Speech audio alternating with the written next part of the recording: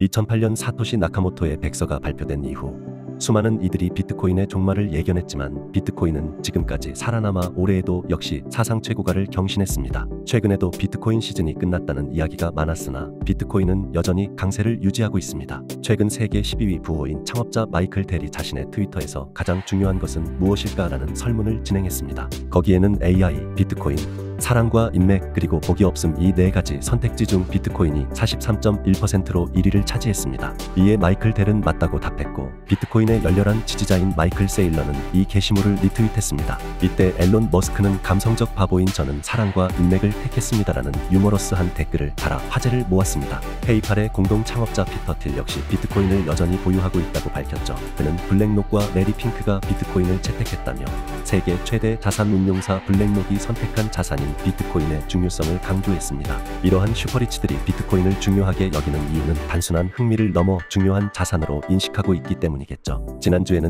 중요한 경제 지표인 미국 개인 소비 지출 물가지수 발표가 있었는데 이는 연준의 목표 물가인 2%에 근접한 모습을 보였습니다. 이는 하반기 금리 인하와 유동성 공급 가능성을 시사합니다. 유동성이 풀리면 가장 큰 수혜를 받는 자산은 바로 가상자산이겠죠. 7월에는 이더리움 현물 ETF 출시가 기정사실화되었습니다. SEC가 제출된 기관들의 S1 양식을 반환하면서 시장에서는 7월 4일경에 이더리움 현물 ETF가 나올 것으로 예상했습니다. ETF 전문가 네이트 제라시는 이더리움 현물 ETF가 비트코인에 이어 성공적인 ETF가 될 것이라고 전망했습니다. 비트코인 현물 ETF의 자금 유입량도 4일 연속 증가하면서 매도세에서 매수세로 전환하는 중요한 변곡점을 만들었습니다. 또한 블랙록의 비트코인 현물 ETF는 실내 증권거래소에서도 거래를 시작했습니다. 이러한 움직임은 비트코인이 지루한 횡보 장세에서 벗어나 새로운 상승세를 기록할 수 있는 가능성을 높이고 있죠. 그리고 저번 주에는 미국 대선 토론 이후 바이든 대통령의 노쇠와 건강에 대한 우려가 증가하면서 친암호화폐 후보를 자처한 공화당의 트럼프 후보에게 유리한 상황이 조성되고 있습니다.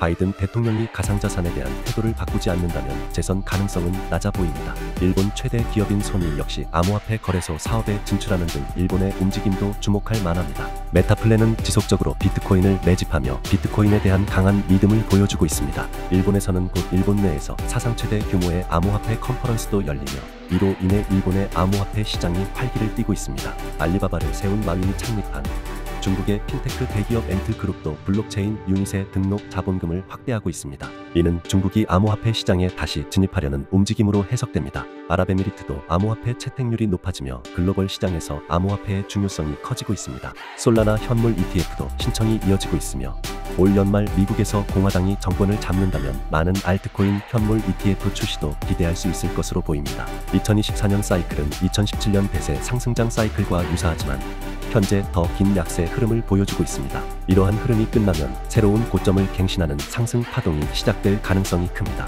위에 나열한 여러 팩트를 살펴보면 이번 사이클에서 인내의 시간을 잘 견뎌낸 투자자들에게는 큰 기회가 올 것으로 예상됩니다. 시청자 여러분, 오늘 저희가 준비한 뉴스들을 꼭 명심하시기 바랍니다. 비트코인에 투자한 개미들이 아니라 세계를 주무르는 부호들과 국가들이 비트코인을 인정한 게 팩트입니다. 오늘도 시청해 주셔서 감사드리며 앞으로도 저희와 함께할 분들께 성공적인 투자를 기원합니다. 지금까지 글로벌 암호화폐 미디어 그룹 크립토뉴스였습니다. 시청해 주셔서 감사합니다.